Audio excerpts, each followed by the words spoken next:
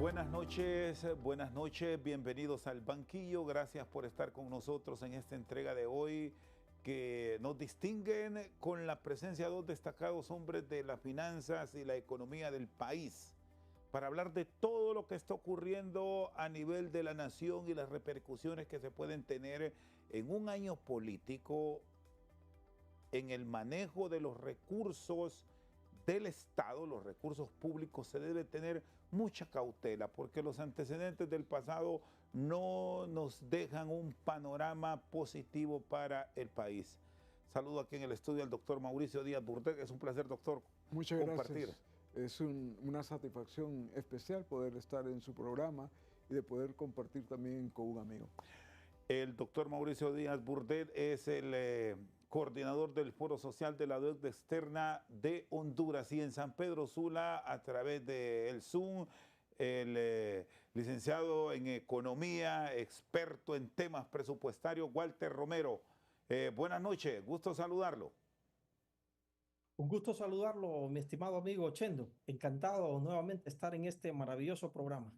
Muy bien, bueno. Doctor Díaz Burdet, ¿qué cuidados tener en el manejo de la hacienda pública en año político, visto el escenario delicado de país que puede trastocar incluso ciertas partidas por algunas iniciativas que solo están a nivel de propuesta, pero ya sabemos cómo se actúa en un año político por proteger ese bien electoral que al final me trae beneficios como partido político? Buenas noches nuevamente. Buenas noches y un saludo especial al colega Walter Romero. De hecho, pueden haber múltiples apreciaciones, pero quisiera concentrarme en dos o tres. La primera es la creación de un precedente cuando el dinero público se usa para cosas indebidas, pero se legaliza. Significa que en otro momento alguien podría asumir que tiene ese derecho y que puede lograrlo. Lo segundo es que hay tanta necesidad y urgencia en Honduras que todos pensamos que es realmente esta una prioridad, independientemente de que las personas que tienen el problema financiero actual pues son seres humanos, pero de todas formas sí, siguen habiendo hospitales sin los medicamentos básicos, siguen habiendo lugares en donde las niñas y niños reciben clases en el piso, pero también hay otra realidad, es que no hay tanta abundancia de recursos y por lo tanto el manejo de la planificación y el manejo del presupuesto se convierten en algo que no se puede dejar de lado. Bueno, usted me da una palabra que es mágica para ustedes los economistas: planificación. Y ustedes manejan mucho, doctor, lo de las fórmulas. ¿Hay alguna fórmula que en este momento puede aplicarse para solucionar en parte este conflicto que se está generando con hondureños que confiaron recursos, incluso hasta de toda su vida, a un proceso de inversión fallido, lo vamos a llamar de esa forma, a lo ocurrido con Corium y muchas otras empresas que han aparecido en los últimos días? Efectivamente, la planificación es un instrumento para intentar utilizar recursos que regularmente son escasos y que tienen que ver bastante con lo económico o con lo financiero. Pero también es válido pensar que no hay en ninguna parte del presupuesto público una asignación previa de recursos para atender este tipo de problemas. Pero también hay cosas que es bueno tomar en cuenta. Y esto es un asunto que normalmente no se dice y que es vital. Dentro de poco vendrá otra misión del Fondo Monetario Internacional para intentar ver cuáles son las cifras que manejamos en el país. Y por otro lado, si efectivamente estamos cumpliendo con lo que nos hemos comprometido como país. Y esto nos permite identificar desde ahora un problema difícil de explicar, difícil de justificar, porque necesidades en lo que corresponde a la población son muy grandes, que sí, hay también otros elementos que tendremos que contemplar. Y lo que diré es incómodo decirlo, pero es necesario. Lo que estamos viendo ahorita es apenas una pequeña porción de lo que puede significar el problema financiero y de lo que puede significar la estafa como un mecanismo de acción de diferentes personas y también de grupos que le quitan el dinero a las personas, incluso hasta de manera digital. Y eso nos dice que hay una indefensión de la ciudadanía sobre temas tan importantes como son sus propias finanzas, que ni siquiera es tipificado como un delito. Hay que buscar en muchas leyes lo que puede identificar si efectivamente estamos hablando de delitos, pero delitos que en realidad se puede salir librado. En resumen, hay un impacto que no se conoce todavía y que en mi opinión es bastante alto. ¿Qué puede encontrar el fondo, doctor Díaz? Porque ustedes que analizan y que tienen un planteamiento claro de la realidad financiera de nuestro país, entre el compromiso adquirido el año pasado y las medidas que ha tomado el gobierno a esta realidad que hoy enfrentamos, muy pero muy delicada. Bueno, el Fondo Monetario ha hecho calificaciones bastante favorables en todas las evaluaciones que han venido a hacer al país, pero va a ser muy difícil encontrar la justificación técnica y financiera de dónde está ese dinero para poder pagar a un sector que no sabemos cuántos y quiénes son y si efectivamente se trata de un delito que está determinado por la ley. Pero por otro lado, ellos van a revisar si dentro de la planificación y del presupuesto aprobado para el año 2025 se tienen esos recursos y si en realidad son una prioridad que debe de atenderse.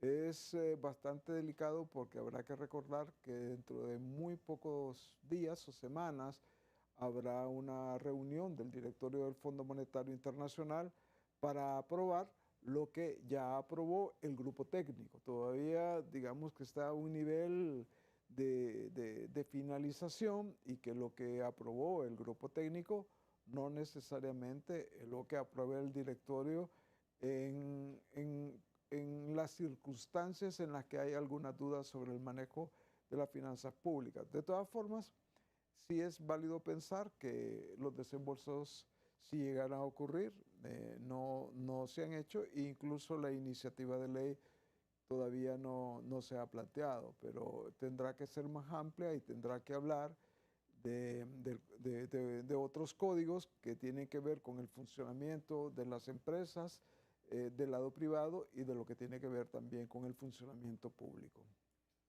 Muy bien, el doctor Mauricio Díaz Purtet con nosotros al banquillo. Incorporo al licenciado Walter Romero. ¿Qué cuidado debe tener la clase política en toda esta revisión que forzosamente se tiene que hacer en un año político? Walter, buenas noches. Buenas noches, mi estimado. Un saludo al doctor Mauricio Burdet. Bueno, efectivamente se deben de tener varias premisas en consideración. Número uno, al momento de analizar el nuevo presupuesto, siempre he sido y siempre lo he dicho hasta la saciedad que deberíamos de controlar ese presupuesto. No deberíamos de seguir aumentando ese presupuesto de la manera en que se ha venido aumentando, ¿verdad? Porque en los últimos años de gobierno, incluyendo los del nuevo gobierno sobre todo, hasta el año 2025 ese presupuesto se ha incrementado en un poco más de 135.000 millones de lempiras. Y ahí es donde tienen que apuntarle y los políticos tienen que empezar a verificar sobre todo la parte de los diputados que están en el soberano Congreso Nacional para que no se siga poniendo ese presupuesto a la alza por un lado y un presupuesto que viene con un enorme déficit fiscal presupuestal, ¿verdad?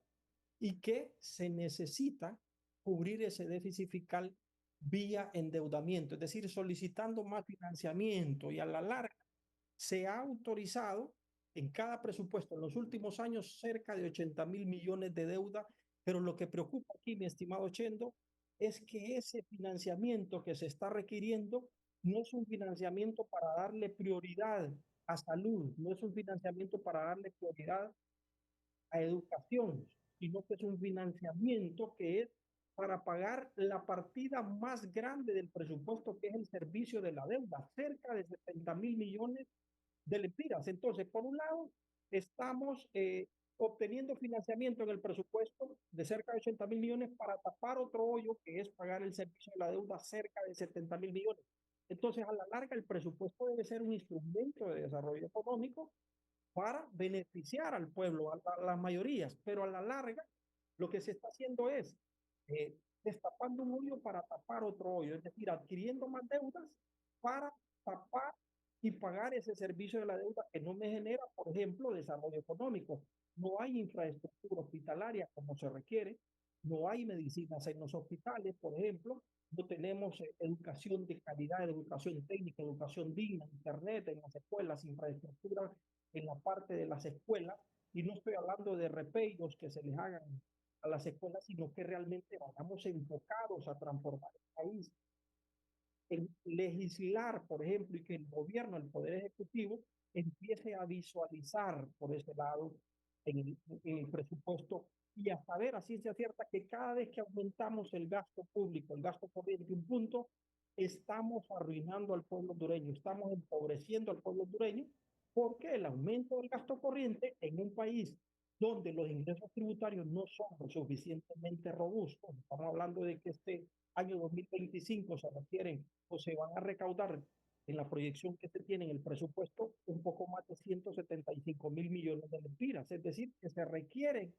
adicional para cubrir cerca de 100.000 millones de lempiras en la parte de deuda, ¿verdad? Incluyendo ya la parte de la deuda flotante que se tiene ahí, que puede andar en 20.000 y 30.000 millones de lempiras. Eso es una de las cosas que debe de tener en consideración los políticos. Y por otro lado, tener en cuenta la parte del ataque frontal a la corrupción, ¿verdad? Que ahí se pierden y que se puede financiar ese presupuesto. Si pudiéramos atacar de frente la corrupción, se pierden más de 80.000 millones de lempiras en corrupción. Los pudiéramos atacar, si pudiéramos atacar, hacer los cambios necesarios en la legislación, en el Código Penal, en las leyes complementarias, por ejemplo, para poder obtener esos 80.000 millones de financiamiento a través del ataque contra la corrupción, las partidas sobrevaloradas, por ejemplo, eh, las partidas, por ejemplo, del clientelismo político, el inflamiento de planillas, por ejemplo, que ahí se pierden cantidades enormes de recursos de gente que no va a hacer nada, de gente que está en posiciones como asesor o que le inventan puestos y a la larga son recursos que podrían ser bien utilizados para educación, salud, que es la parte prioritaria del país, la parte de seguridad es otro de los puntos que me parece que tiene que enfocarse el gobierno en la parte de seguridad jurídica. ¿Por qué? Porque uno de los grandes aspectos torales que está afectando precisamente la devaluación, y la devaluación está bien conjunta o son primos hermanos, llamémosle así, de la inflación, es la falta de reservas internacionales, la falta de divisas en el país. Entonces no se están obteniendo divisas precisamente porque una de las formas de obtener divisas, aparte de las exportaciones, aparte de las remesas que son importantes, el otro es afecto toral para obtener esas divisas es a través de la inversión extranjera y esa inversión ha venido disminuyendo en los últimos años. Entonces tenemos que generar seguridad jurídica, tenemos que decirle al inversionista, vengan, aquí estamos nosotros para poder apoyarles, para poder darles los incentivos necesarios y no quererle cambiar las reglas del juego como se ha querido en el gobierno actual, politizar a través de una ley de justicia tributaria en la que este servidor está en contra. ¿Por qué? Porque es una ley que a la larga no es que va a venir a cargar más de impuestos a los ricos, como ellos quieren pretender decir, sino que a la larga lo que va a venir es a dejar la inversión total. Porque hay otros países a nivel de Centroamérica que tienen menor grado inflacionario, menor índice de devaluación, mayor seguridad jurídica, menores niveles de pobreza y mayores niveles de consumo, como en Guatemala, como en El Salvador, como es Panamá, como es Costa Rica, que estamos compitiendo con ellos para poder atraer la inversión, pero a ciencia cierta Honduras no ha visto esa oportunidad y como que no le interesara al gobierno realmente en atraer la inversión, sino que están estableciendo y metiendo esas leyes, les está interesando más el populismo, el decirle a la gente, vamos a quitar las exoneraciones cuando es totalmente falso. Por un lado dicen, vamos a quitar las exoneraciones, pero por otro lado están dando dos paquetes de exoneraciones, o por decirlo de alguna forma, están generando otros paquetes de exoneraciones.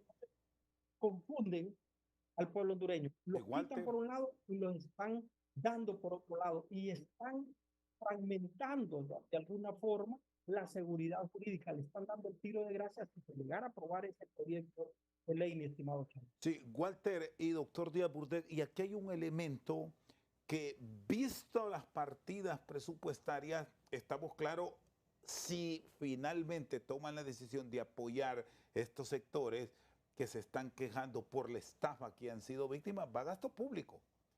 ¿O en qué renglón se enfocaría este fondo que al final termina siendo parte de disparar la deuda que actualmente tiene el país?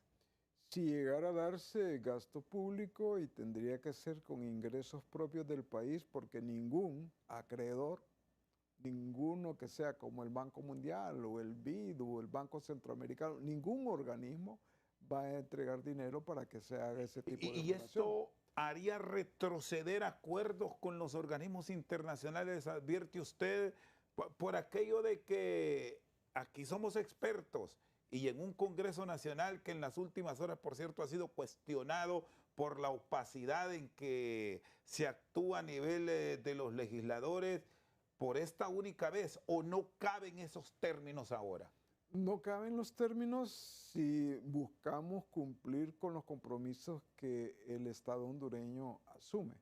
Yo no creo que lleguemos a un nivel de ese tipo, pero hay algo que su pregunta expresa con bastante preocupación, y es que nosotros podemos disminuir la velocidad de la cooperación internacional que ya está comprometida para venir en el país si no aclaramos que el uso del recurso público es el uso que está en el marco del presupuesto y que sea un buen uso. Y no es que uno está en contra de apoyar las personas, todo lo contrario, pero hay dos cosas que por lo menos debemos saber. ¿Cuáles son las personas beneficiarias? Hay que saberlo. ¿Y cuántos recursos se le podría dar? Y ese es uno de los puntos que está con interrogante porque los desconocemos. Es una incógnita muy grande porque uno podría encontrar ahí intereses indebidos y personas que quizá cayeron por cualquier razón, pero que no debieran de tener el beneficio de que con nuestros impuestos se les pueda dar ese recurso. Y un elemento también importante, si no conocemos la lista y no conocemos cuáles son los montos, también no conocemos quiénes son los dueños de una empresa que en realidad uno no entiende cómo ha llegado a funcionar por más de 2 años, pero hay un tercer elemento que también es bien importante. ¿Cuántas personas son al final las estafadas y por lo tanto cuál es el monto? Lo que tenemos ahorita en realidad es la superficie, pero muy inicial de un problema que puede tener una profundidad mayor y que nos lleve a pensar que cualquier sacrificio financiero del país, cualquier sacrificio fiscal, se pueda quedar corto respecto a la demanda solo de una estafadora. Muy bien, el doctor Mauricio Díaz Burdet junto a Walter Romero están con nosotros al banquillo. Vamos a ir a una pausa. Cuando retornemos, Walter Romero, que fue diputado en su momento, quiero que me responda qué ajustes son necesarios dentro de la legislación de nuestro país para tener una labor de control específico en todas las áreas, porque aquí no solo hablamos de estas empresas estafadoras, sino de el control del gasto público como tal, que de no ponerle un freno, la dificultad que se enfrentará a partir de enero próximo es muy difícil para la nación. Ya volvemos. Seguimos al banquillo. Don Walter Romero, ¿qué tipo de controles son los que hay que poner ahora en marcha y sin interponer lo político? E insisto en esto porque al final el Ejecutivo va a hacer propuestas, seguramente lo harán en los próximos días. Y la decisión pasa por el Legislativo, donde ya sabemos cómo ha estado el proceso de legislación.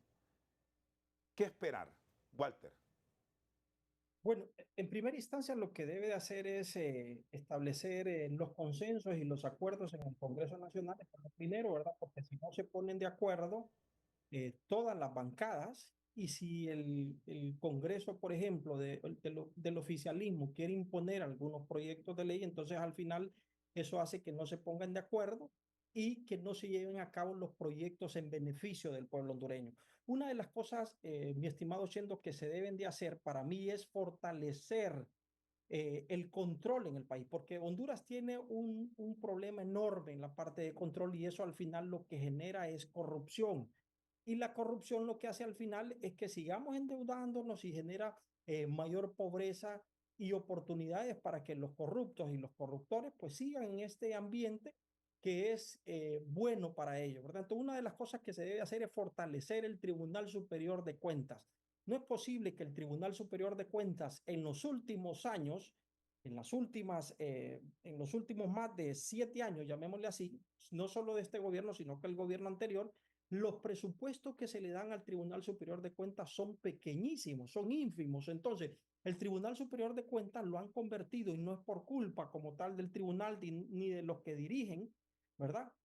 Sino que no tienen los suficientes dientes, por decirlo de alguna forma, los suficientes recursos para poder auditar eso por un lado, recursos financieros, recursos humanos, por ejemplo, mayor cantidad de auditores, mayor especialización en la parte de los auditores y por otro lado, siempre lo he dicho, tenemos que reformar la Constitución de la República para que seamos como algunos otros países a nivel de Centroamérica, como por ejemplo tiene Costa Rica.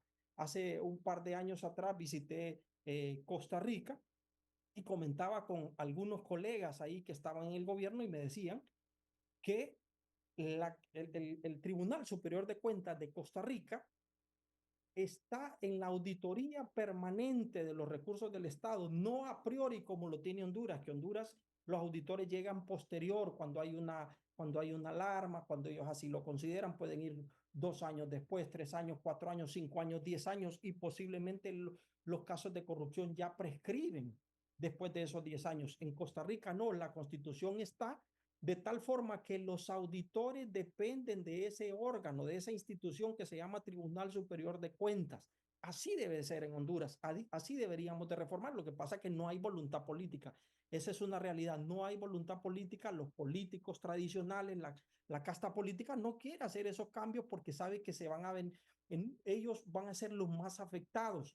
¿En qué debería de hacerse esa reforma? Debería de las auditorías. Número uno, los auditores depender totalmente, no solo que sean nombrados por el Tribunal Superior de Cuentas, sino que dependan totalmente del Tribunal Superior de Cuentas. Eso es uno. Número dos, los auditores o las auditorías desde el punto de vista constitucional no solo deberían de ser a posteriori, deberían de ser antes, durante y posteriormente también. O sea, los recursos debe de cuidarlos el auditor del Estado, en este caso se llama el Tribunal Superior de Cuentas. No es posible que cada ministro, cada director, cada alcalde destine los recursos a sus anchas y hasta después, si hay algún indicio, entonces empiezan a verificar esos recursos, cuando debe ser al contrario. Cada lempira que salga, así se manejan las empresas grandes. Ahí hay un departamento de presupuestos, hay un departamento de auditoría interna. En las empresas que son exitosas, pequeñas, medianas y grandes, a nivel nacional y a nivel mundial. ¿Y qué hacen? Cada lempira que va saliendo es autorizado por ese auditor, es verificado por una persona que va a validar que los precios sean correctos, que se hayan cumplido con los procedimientos. Y esa persona no puede ser alguien que dependa del mismo ministro, del mismo director, porque esto al final lo que van es a cuidarle las espaldas a ese ministro, a cuidarle las espaldas a ese director, a ese alcalde, por mencionarlo de alguna forma. Pero si es el auditor del Tribunal Superior de Cuentas, él va a estar cuidándole las espaldas al pueblo hondureño, al dueño del dinero, al soberano. No va a estar cuidándole las espaldas a ninguno de estos personajes que sabemos, desde luego, que en ese caso se van a preocupar por ser más transparentes, porque aquí la transparencia se le llama subir un montón de papeles, subirlos a un portal y ya eso es transparencia. Eso no es transparencia. Sí. Transparencia. Adelante. No, no, no, solo concluye la idea. Transparencia es, Walter, para luego discutir aquí también con el Transparencia doctor Díaz debe Burde. de ser la validación del buen uso de los recursos del Estado.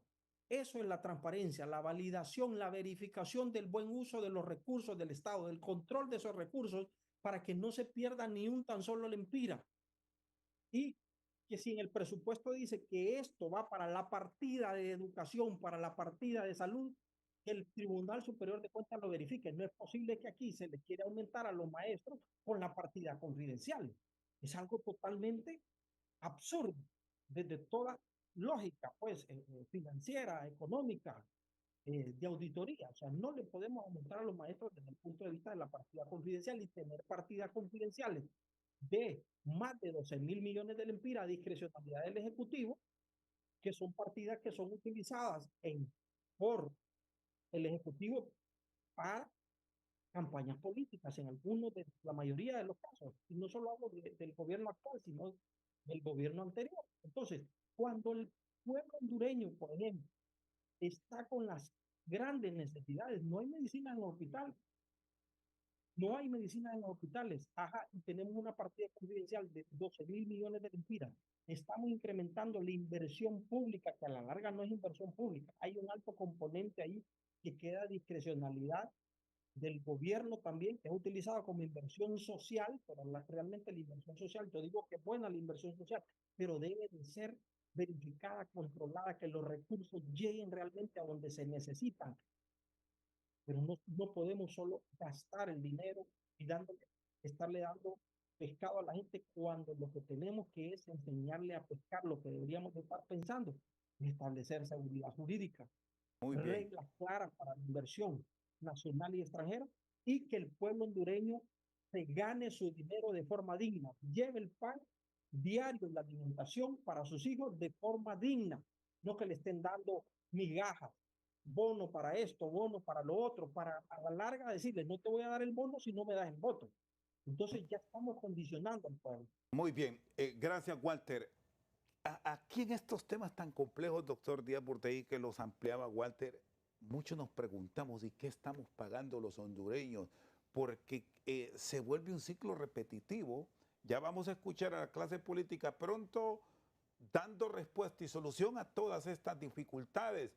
Y al final no salimos de lo mismo. ¿Cómo deberán plantearse cambios profundos y verdaderos para ir saliendo como efectivamente ha progresado El Salvador? No lo podemos negar, más allá que algunos critican a Bukele, pero tiene algunos planes bien definidos. Incluso Nicaragua, con todas las dificultades de Ortega, es un país que recibe inversión y en algunas áreas mucho mejor que las que recibe Honduras. Y no digamos Costa Rica, Panamá y la economía de Guatemala, que es mucho mejor que la de nosotros. Y nos quedamos en Centroamérica, que casi tenemos niveles, por lo menos, digamos, en idioma parecidos. Para esto se necesita, además de voluntad política, que es un aporte muy importante del colega Walter Romero, y voy a intentar, digamos que, hacer un resumen de una parte de lo que él plantea, que en el fondo lo que está diciendo es tenemos que mejorar los mecanismos de regulación y de monitoreo de las finanzas públicas y privadas. Pero por otro lado, es también válido pensar que la promoción del país también es una ciencia y es muy difícil que en el marco de la inestabilidad y del riesgo que en este momento manifestamos, incluso a veces hasta de manera oficial, pues tengamos las posibilidades que el país requiere. Pero hay un tercer elemento que creo que en alguna medida fue planteado sin el ánimo de ni siquiera de parafrasear lo planteado por el colega Walter Romero, y es lo que tiene que ver con cómo sistematizar el sistema jurídico hondureño, porque hay muchas falencias de carácter financiero que tienen que ser superadas. Y aquí otra vez la ciencia económica debiera de decir de que hubo un momento en que en el sistema bancario hondureño empezó a tener una salida importante de capital, de dinero, de esas personas que fueron a entregárselos a una financiera. Y eso seguramente debió haber significado alguna alarma que debió haber sido depositada para actuación en algún momento en alguna institución del Estado, pero también tiene mucho que ver con el monitoreo que es necesario hacer sobre dónde está el dinero, porque donde está el dinero hay huella, el dinero deja huella, como casi todo, y hay que hacer ese monitoreo para efectivamente identificar un impacto que no, afortunadamente no es tan grande todavía, pero que hay que contener porque sí ha habido algo importante en el país que ha manejado después de los quiebrabancos, es que ha habido una mejoría del sistema financiero hondureño.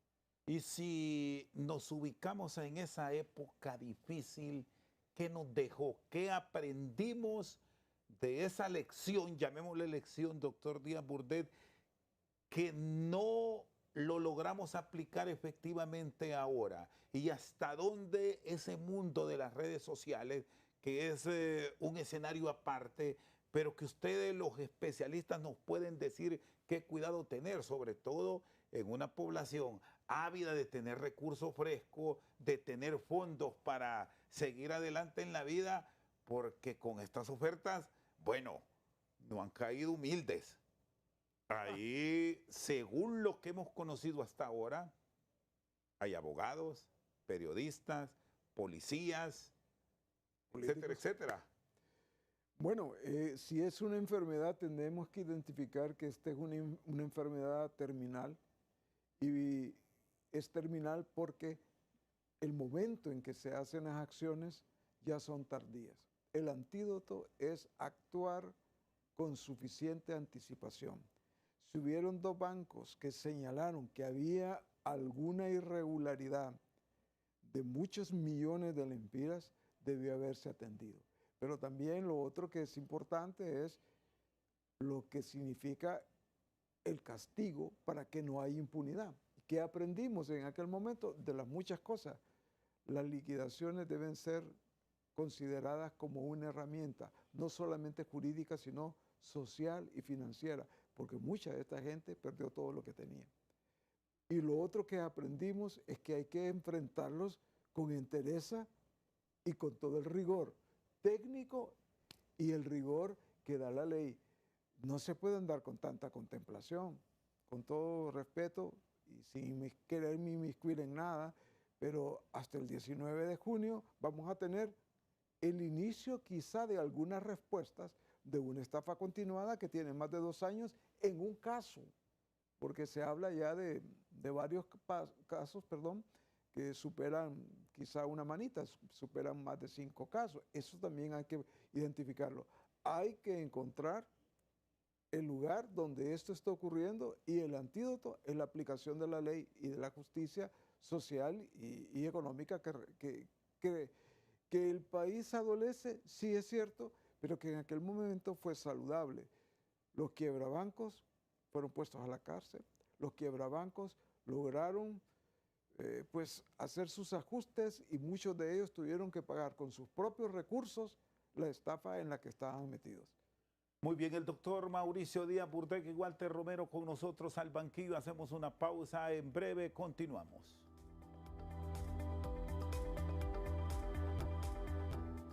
¿Cómo enfrentar para el gabinete económico, que es donde están los que se supone conocen a mayor profundidad estos conflictos, tantas dificultades que enfrentamos? revisión del programa económico por el Fondo Monetario Internacional. Ahí habrá aristas seguramente. Ley de justicia tributaria en el horizonte, ¿se aprobará o no? Hay quienes dicen que ya no hay tiempo. Las dificultades que tenemos para atraer la inversión, Walter, no está llegando la inversión como se prevé para el país. Y sumado a ello, la caída en parte de reserva y el valor adquisitivo del empira frente al dólar. ¿Hay soluciones en estos 8 meses o ya es tarea para la nueva administración del Estado? Interesante, interesante pregunta, ¿verdad? Realmente se mira corto el tiempo para que el gobierno pueda querer hacer un montón de cambios. De hecho, precisamente porque no hizo cambios desde que entró, por ejemplo, un cambio del aumento de forma gradual de la tasa de política monetaria, que hubiera generado menores impactos ahora en las tasas de interés que estamos viendo ahorita. Otro de las cosas, haber utilizado, por ejemplo, las reservas internacionales, haber utilizado un mecanismo de divisas que no fue el más correcto y que hizo que los inversionistas, que hubiera fuga de capitales, precisamente por mantener la tasa de política monetaria a la baja y por otro lado, por empezar con esa ley de justicia tributaria a golpear desde el inicio como bandera política, porque ellos están más enfocados, me parece a mí desde el punto de vista del gobierno, más enfocados en la parte política. Creo que ha sido un error de parte de ellos desde el primer día, y que ese es un error que cometen la mayoría de los políticos. Desde el primer día que se sientan y empiezan a administrar, ya empiezan a pensar en el siguiente torneo político, cuando lo que deberían de pensar realmente es no solo en la parte del corto plazo, sino que también en las decisiones de mediano y largo plazo para el país. Lo que pasa es que ellos quieren las decisiones que sean cortoplacistas, las decisiones que les van a ayudar a conseguir votos en el futuro. Pero a la larga, la no planificación a mediano y largo plazo, el pueblo hondureño se da cuenta que no están trabajando como debió haber sido. Entonces, tenemos países como El Salvador, ahí a la vuelta de la esquina, Costa Rica y Panamá, que tienen sistemas jurídicos más sólidos que los nuestros. Hay seguridad jurídica, seguridad ciudadana, que es lo que está ofreciendo El Salvador. Seguridad jurídica acaba de, hace unos meses atrás, de aprobarse un paquete de exoneraciones enorme para todos los inversionistas, tanto nacionales como extranjeros. Entonces, ¿qué le está diciendo el presidente Bukele a los inversionistas? Vénganse. Nosotros somos la Suiza de Centroamérica, nosotros les vamos a ayudar, ya no tenemos ningún problema de seguridad jurídica. Y la gente cuando va a El Salvador, no he tenido la oportunidad de ir, pienso hacerlo en los próximos meses, pero los que han ido me dicen, no, ahí se respira una paz enorme, porque precisamente se enfocó en el corto plazo, en darle al pueblo salvadoreño algo que tanto necesitaban y también ha atacado la parte de salud. Bueno, el presidente Bukele hasta un hospital para animales hizo, pues, para los perritos, para todo tipo de animales, para las mascotas, un hospital como debe ser. Cuando estuvo la pandemia, también se enfocó en la parte de salud de ese pueblo salvadoreño. Entonces, ahí me parece que el gobierno ya no tiene el tiempo necesario. Esa ley de justicia tributaria, salvo que la aprueben a matacaballo, como lo han hecho en los últimos años muchos proyectos, sin tener la cantidad de votos necesarios o jugándole la vuelta a los diputados de oposición cuando no estén y meter diputados suplentes del partido oficialista, esa es la única forma de que la aprueben. Lo que pasa es que ellos quieren la bandera de las exoneraciones, decir que eliminaron las exoneraciones, cuando la realidad, el pueblo hondureño tiene que estar claro, no se están eliminando las exoneraciones, se siguen manteniendo. Por un lado, lo que sí se está violentando es artículos en el Código Tributario que generan inseguridad jurídica. ¿Por qué? Porque le violentan el recurso de reposición, el recurso de apelación a los inversionistas. Entonces, ningún inversionista va a querer venirse al país. Por otro lado, le están estableciendo el secreto bancario, quitarlo, el secreto bancario y comercial, que si ese secreto bancario cae en manos, toda esa información cae en manos del crimen organizado, aquí cualquier persona, no solo estamos hablando del inversionista, cualquier persona de clase media cualquier profesional independiente, cualquier micro, pequeño, mediano empresario o gran empresario, no va a querer venir a nuestro país. Walter. Es más, se va a querer ir del país, a no ser de que sea, por ejemplo, esa la estrategia. Entonces me parece, mi estimado Chendo, que ya no hay tiempo y que solo quieren agarrar la bandera política en el caso de las elecciones para decir que quitaron las exoneraciones cuando es una total falacia, es una mentira. Van a seguir las exoneraciones, lo que sí van a violentar son algunos aspectos torales del Código Tributario que lo que van a venir es a alejar la inversión total y a generar mayor pobreza y miseria para el país. Muy bien, doctor Díaz Burdel, ¿hay forma como enfrentar estos problemas en este tiempo que nos queda? Bueno, siempre ha sido angustioso a lo largo de toda la historia del país los tiempos que tenemos y todo el tiempo también se dice que hay emergencias y que las cosas se agotan. Absolutamente es válido pensar que ya faltan muy pocos meses, van a atender temas como los que son incendiarios, los que son muy, pero muy emergentes. Va a ser muy difícil que tanto en el Congreso Nacional como en el propio gabinete se resuelvan muchas cosas. Pero hay asuntos que, considerando el profesionalismo de algunos funcionarios que todavía están trabajando en la actual administración, van a intentar concluir, digamos que de manera aceptable con el manejo de la finanza pública. No ha habido ningún posicionamiento a favor del lado del gabinete a esta iniciativa de buscar con los recursos nacionales para resolver el problema que tiene quórum y otras instancias. Esas ideas salieron únicamente de la Comisión de Banco y salieron también del propio Congreso Nacional. Pero en este momento lo que nosotros debemos atender es cómo la planificación y el presupuesto del año 2026 sea lo que realmente necesita nuestro país. Y ese trabajo, sin duda, ya lo están haciendo algunos de los que consideran que tienen capacidad de ganar el próximo proceso electoral. Hay personas que ya comenzaron a elaborar algunas ideas, porque sí ha habido un pecado permanente en el país, es la improvisación. Y mientras nosotros no superemos el problema de la improvisación, va a ser muy difícil ajustar los recursos públicos. Voy a decir algo que es un poco incómodo también. Nunca ha habido en Honduras suficiente inversión extranjera. Tenemos ya casi 15 a 18 años en donde la inversión extranjera es verdaderamente muy baja y básicamente de lo que se habla es de reinversión de las utilidades.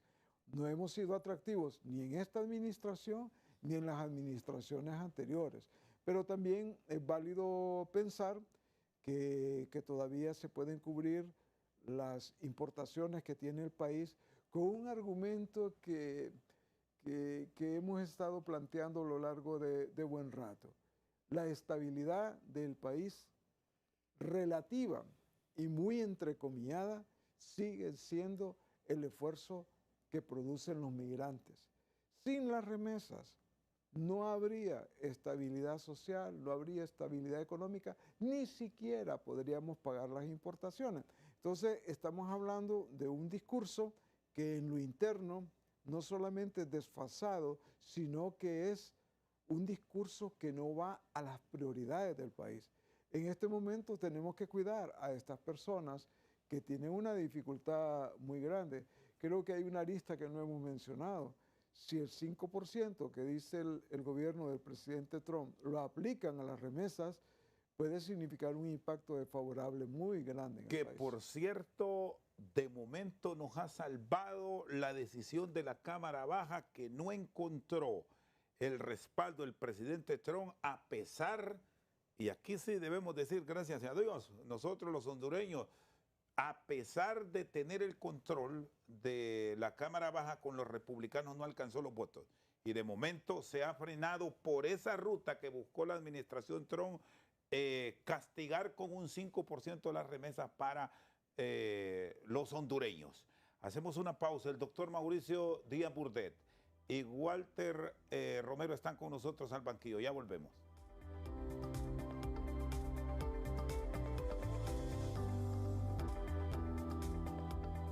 Seguimos esta noche al banquillo. Están con nosotros los economistas Mauricio Díaz Burdet y Walter Romero. ¿Cuáles son los argumentos desde el Congreso Nacional para que se entre a la discusión de iniciativas que la administración actual considera prioridad para mejorar las condiciones del país? Nuestro cara a cara de hoy con el congresista Germán Altamirano. Cara a Cara es patrocinado por Línea Blanca Jet Stereo. Más confianza, más respaldo, más para tu hogar. Bueno, la ley de justicia tributaria es una demanda de los pequeños y medianos emprendedores. Es más, es una demanda incluso de los empresarios responsables, a los que históricamente les ha tocado cargar con la responsabilidad fiscal más grande de este país, puesto que son algunos empresarios que han gozado de grandes exoneraciones y de grandes privilegios fiscales por muchos años.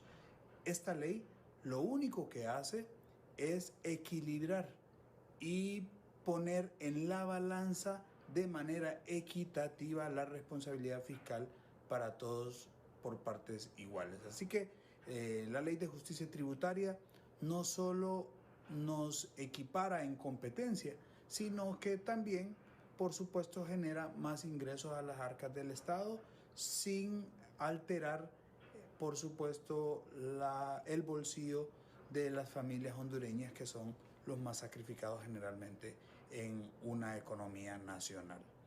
En cuanto a Quórum, al desembolso que se propone hacer de parte del Estado, en el Congreso Nacional, bueno, no nos podemos pronunciar hasta que no llegue un proyecto de ley, si es que llegara a darse el caso.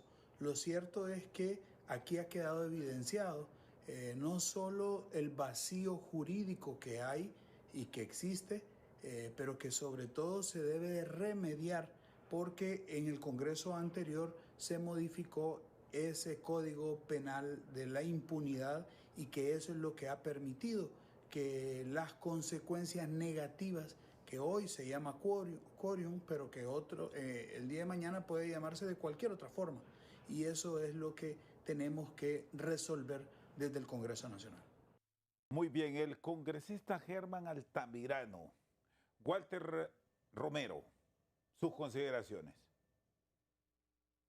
Bueno, a mí me parece que la ley de justicia tributaria, que yo le llamo ley de injusticia tributaria, a la larga lo que va a venir es encarecer el costo de vida. Se subirá el costo de vida porque al quitarle y cambiarle las reglas del juego a los inversionistas, en el caso de las exoneraciones, que no las están eliminando, pero están cambiándolas por otro tipo de marco jurídico de exoneraciones que no va a ser viable para los inversionistas nuevos, al final el inversionista lo que se va a hacer es se va a ir para otro país como El Salvador, como Panamá, como Costa Rica, Guatemala, la misma Nicaragua con todos sus defectos, México, que también está queriendo quitarnos inversionistas, se van a ir para esos países, y a la larga, que ya se han perdido más de 45,000 empleos en los años de este gobierno, se pueden seguir perdiendo más y llegar a más de 100,000 empleos perdidos. Entonces, al final, quien va a ser el menos beneficiado va a ser el pueblo hondureño, porque se van a perder empleos. Los micro, pequeños, medianos empresarios,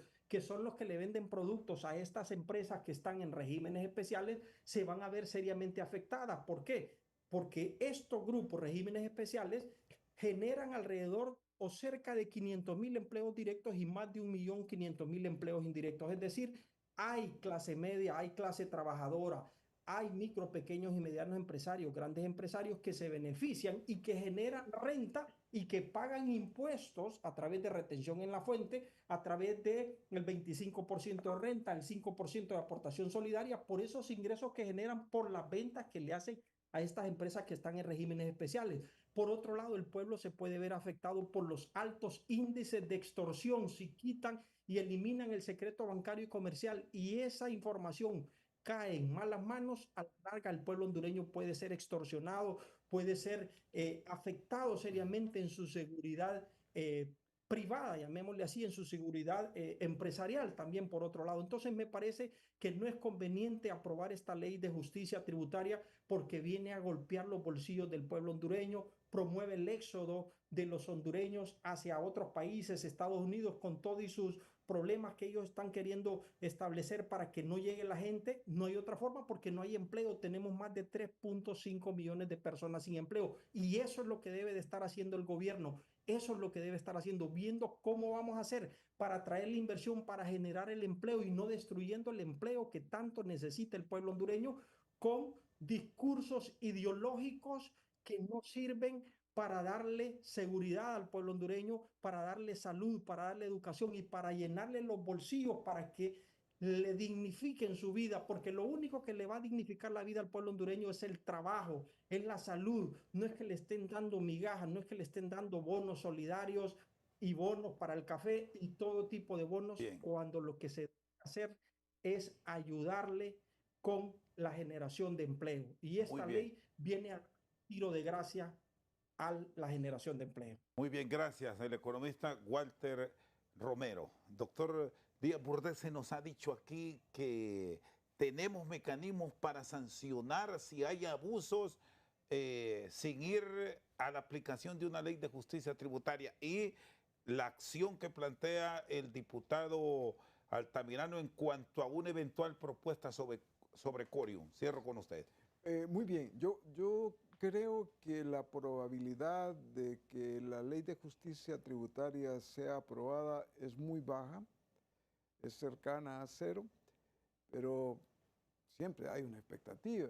Sin embargo, quiero recordar que este es un asunto que está contemplado en el convenio vigente con el Fondo Monetario Internacional y por lo tanto sí, y yo tuve la oportunidad de conocer, voy a usar unas palabras técnicas, pero después voy a hacer la traducción. Ellos corrieron un modelo econométrico para calcular, es decir, ellos hicieron un par de fórmulas para calcular cuánto era la exoneración y cuáles de esas exoneraciones eran inapropiadas. Y es que efectivamente también FOSDE y otras organizaciones lograron elaborar algo que decía en aquel momento de que fácil 2.000 a 2.500 millones de dólares eran las exoneraciones. Lo que a mi juicio ha ocurrido es que el planteamiento no fue hecho de manera apropiada, fue muy fuerte, incluso llevó a complicaciones casi hasta personales que rozaba casi con los puños. Y eso me permite ahora decir que hay exoneraciones buenas. Hay exoneraciones, por ejemplo, las de la Cruz Roja, que son muy buenas. Pero también ha habido abuso en las exoneraciones. Entonces, ¿qué es lo que hay que hacer? Bueno, atender por etapas y gradualmente, una a una, esas exoneraciones para intentar resolver un problema que existe. ¿Ha habido abuso? Bueno, ¿cómo controlamos el abuso? ¿Es necesaria una nueva ley? Bueno, eso está en discusión, pero la probabilidad que hay en este momento es pero muy limitada. Rápidamente lo de Corium, que se va a pronunciar hasta que llegue la propuesta. ¿Cómo va? Bueno, seguramente tiene muchas dificultades para darle el contenido legal y hay un artículo constitucional que creo que es el 356 que habla hasta de castigos para quienes usen el recurso público de forma indebida.